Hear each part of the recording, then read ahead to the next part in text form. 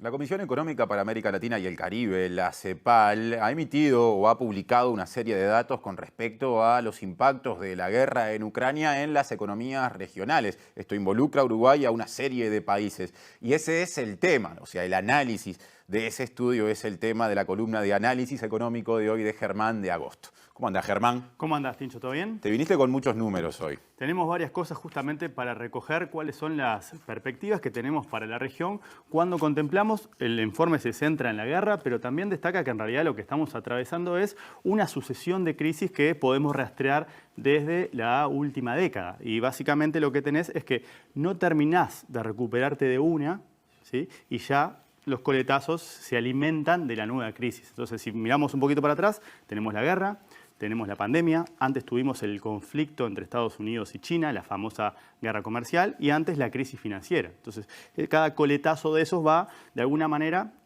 comiendo resiliencia, si se quiere el término, ¿no? Y lo que estamos llegando ahora es justamente a analizar cómo queda cuando le montamos este último episodio que justamente tiene derivadas sobre el crecimiento esperado, sobre la inflación y principalmente la conjunción de esos dos fenómenos lo que hace es aumenta, ¿sí?, la previsión sobre la pobreza y sobre la indigencia. Entonces, en la primera placa lo que tenemos es el crecimiento de la economía regional agregado. Eso es todo América Latina, ¿sí? Es el promedio de todas las economías. Tenemos la caída que destaca, sumamente importante, en el 2020. O sea que vos ahí estás viendo cerca de 20 años, ¿no? Exactamente. Ahí estamos viendo 2 décadas. Sí. Y tenemos, en el último tenemos justamente, penúltimo es 2020, después tenés el famoso rebote que le llamó los economistas, justamente recoge ese efecto, ¿sí? Ese crecimiento al final es de 6,1% y lo que tenemos es que una estimación que se ubicaba en el entorno de 2,1%, un crecimiento bajo, ahora pasa a ser 1,8%, un crecimiento muy bajo.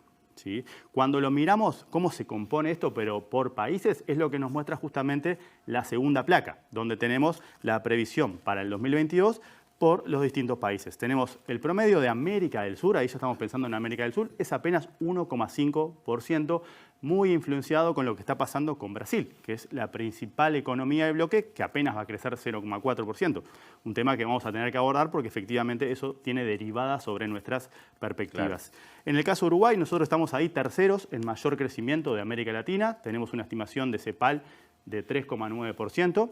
Si miramos las estimaciones de los analistas locales, da 4,2%, o sea que están más o menos parecidas. ¿Sí? Pero de vuelta, esto es crecimiento del Producto Interno Bruto y como estamos viendo y como hemos analizado en más de una oportunidad, esto no es lo mismo que aumento del bienestar. ¿Sí? Esta es una primera etapa, una condición necesaria pero no suficiente para que efectivamente estas tasas de crecimiento se manifiesten en una mejora del estándar de vida de la población en general. Mientras que esas cifras, Germán, un comentario, llama la atención. El 1-2, Venezuela es el que tiene más proyección de crecimiento constatado, en todo caso vos precisás el término, con 5%, y Colombia, con una posición geopolítica y hasta un modelo económico bien distinto, está segundo con 4,8%. De Venezuela hemos hablado durante muchísimo tiempo por las crisis continuas, ¿no? Exactamente, y de hecho durante mucho tiempo tampoco se informaba mucho sobre perspectivas porque te daban caídas muy importantes. Entonces lo que estás viendo es justamente también un efecto rebote más pronunciado respecto del que tenemos y que siempre abordamos, pero justamente acá lo que tenés es la previsión de crecimiento hoy por hoy, incorporado el efecto de la guerra y de vuelta. Esto es, crecimiento del PIB es muy distinto, ¿sí?, a aumento del bienestar, pero ya solamente con este crecimiento ya es complejo porque es un crecimiento muy bajo que se parece o tiende a parecerse en perspectiva al crecimiento que tuvo la región entre el 2015, cuando se termina la etapa de las materias primas en el mundo, ¿sí?, y el 2019, donde la región creció a un ritmo promedio de apenas 0,3%, y mucha de esa manifestación de todo ese periodo de estancamiento o de caída en muchas economías es lo que terminó manifestándose sobre el final del 2019 en distintos estallidos que tuvimos en la región, justamente recogiendo el impacto de una disociación entre las expectativas, ¿sí?, de lo que se podía haber logrado durante el ciclo de importante crecimiento vinculado a las materias primas y lo que no se logró. Entonces después se monta la pandemia y ahora sobre eso se monta la guerra. Y esto por el lado de lo que es el crecimiento. Si ahora le sumamos la tercera placa, vamos a ver la perspectiva de la inflación, otra cosa que afecta el bienestar de las personas. Y esto es un fenómeno que nosotros hemos analizado para Uruguay, que tiene que ver con las distintas, estas son las proyecciones de inflación para este año, pero según quintil de ingreso. ¿Qué es un quintil? Agarramos la población, la ordenamos por ingreso y la cortamos en tramos de 20%. Entonces, el primer quintil es el quintil más pobres, es el 20% de los hogares con menores ingresos. Esos hogares, dado que la inflación viene por el lado de los alimentos, van a enfrentar una inflación de 8,3% en promedio regional este año.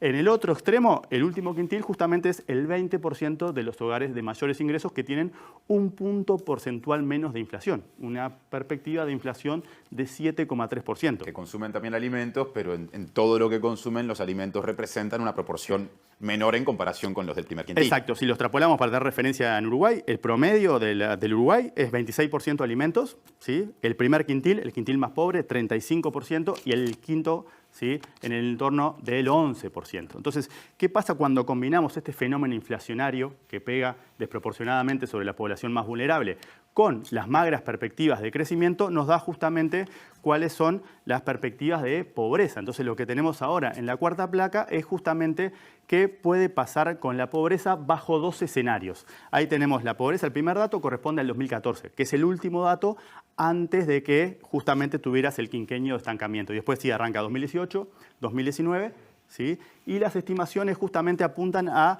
un incremento de la pobreza, ¿sí?, que en el escenario base, que es el que está naranja, sería del 33%, pero hay un escenario alternativo que maneja la CEPAL que tiene que ver justamente con qué pasa si la inflación es un poco más alta. Y eso justamente llevaría la pobreza de 33% a 34%. Y si hacemos un doble clic y nos metemos dentro del universo de personas pobres, lo que tenemos es en la última placa justamente la pobreza extrema o la indigencia, que de vuelta también tenemos planteado dos escenarios, justamente podría ser o de 14 o de 15% la pobreza extrema, y eso supone, en el escenario rojo, que más o menos habría en el entorno de 8 millones de personas que se sumarían a un contingente de casi 90 millones de personas que sufren hoy por hoy de inseguridad alimenticia en la región, que de vuelta, Tincho, como vos decías, es una región que es en general exportadora de alimentos. ¿Sí? O sea, interesante, mucho número, mucho para pensar y bueno, y lo bueno de todo esto, Germán, es que además de este contexto mucho más amplio que proporciona la CEPAL, en las semanas siguientes tendremos los ajustes vistos desde la perspectiva uruguaya con todas las cifras que regularmente vas analizando. Exactamente. De hecho, la semana que viene, por ejemplo, vamos a tener los datos vinculados al crecimiento de la economía en el primer trimestre.